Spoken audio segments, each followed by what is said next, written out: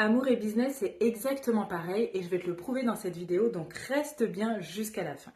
Imagine, tu matches avec quelqu'un, la conversation est fluide, tu te sens vu, compris, peut-être même choisi, tu imagines la suite.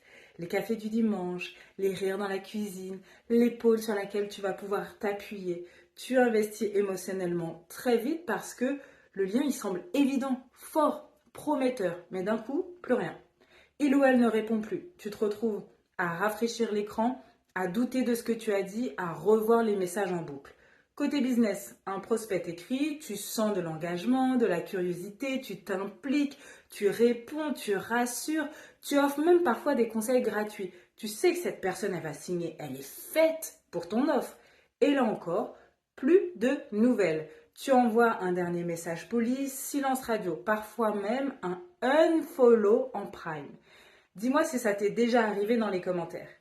Alors, ce que ces deux scénarios ont en commun, ben, ce n'est ni le contexte, ni les personnes en face qui comptent ici. C'est toi, ou plus précisément, ton système d'attachement. Dans les deux cas, il s'agit de, se projeter très vite dans un lien non sécurisé.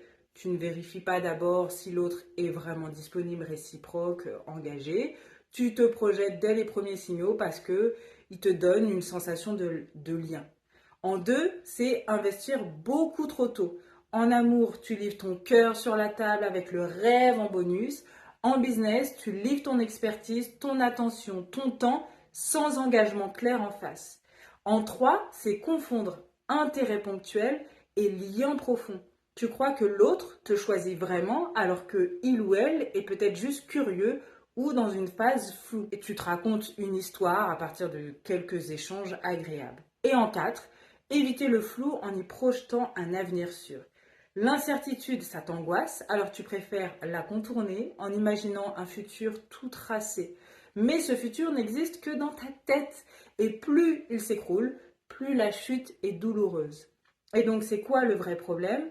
Eh bien, ce schéma, il traduit souvent un style d'attachement anxieux et ce style ne s'exprime pas seulement dans ta vie sentimentale, il se glisse partout.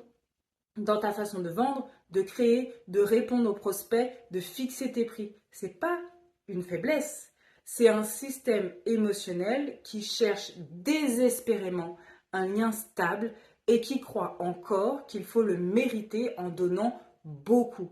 Et peut-être même que ce système existe dans ta famille depuis des générations. Si tu veux arrêter ça, je suis là moi.